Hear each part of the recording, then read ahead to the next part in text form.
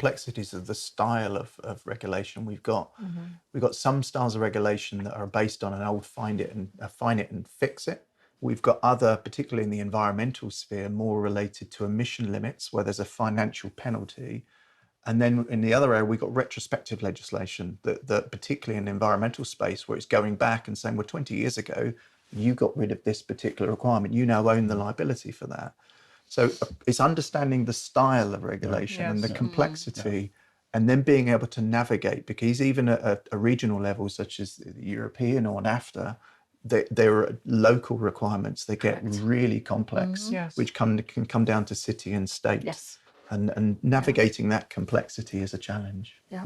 There have been some significant changes in law in some countries that have helped. Corporate manslaughter in the UK woke a lot of chief executives up.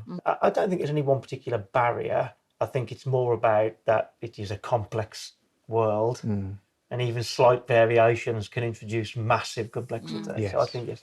And I think it's also, you know, when we look at our companies, we are composed of sites, local businesses, countries, region, but I think we work more as a corporation, as a one company. Yeah.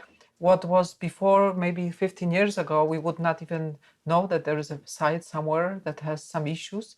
Where now, because of the systems and technology, we know much more. It's not so much political as in externally political. It's political of if your headquarters is in one location, them understanding that, well, that doesn't happen in Germany. That's not how we regulate it in Germany. That's not how we regulate it in North America. It's the political landscape of our leaders to understand that the general is the same, but just because it's not in Germany, it's not in France, it's not in North America, we have to take that barrier away. That's really important. Yeah, it's really interesting. It's such a big topic, and I see that all the time. Especially, and I've worked in, helped supported a lot of plants across across the regions, and that's always the one thing. When you've got all of these really different requirements, just within Europe, let alone globally, to then say, well, I want a global standard for lockout, tagout, or I want a global standard for emission limits for this particular chemical, and then to be able to navigate and say, we have one standard, so we can look at our stakeholders and our communities and say, wherever you work for our organisation, you have one level of care. But then also to be able to navigate the different legal requirements. It's a real challenge, isn't it? I think you have to tell the story, really. You know, it's all about the stories, how you present the culture. You know, how you create the culture is to touch people's hearts, as you say, to create that fire. I also think it's respecting the people who do the job in those local countries. We employ those people because they are the experts. We put them on training programs. When we select people, we select them from a technical basis as well.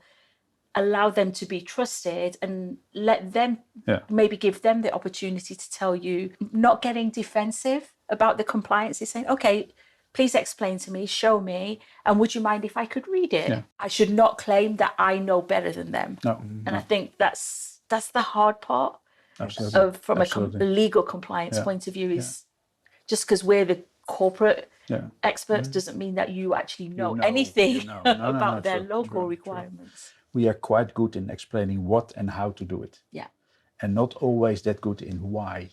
And coming back to your learnings from incidents, what we try to do, and we had an example a couple of years ago in Sweden when we had a fatality. So a very experienced, 25 years of experience technician, he died because he did something not following the process. So we were not proud of it, of course, and we shared the technical details, and we sent out instructions like, hey, this is how you should do it and stick to these rules. And this time, the people in Sweden, they did something really different. They made a video out of it. And the people taking part in that video were his colleagues.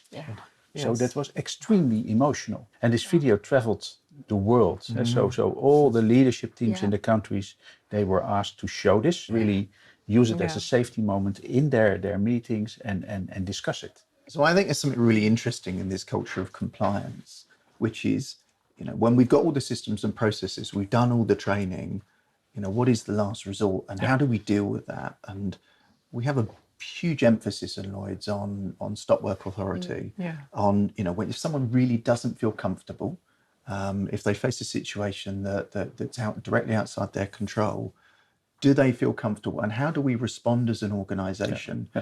Do we start to say, no, you need to proceed? Or are we curious? And the first question is, thank you.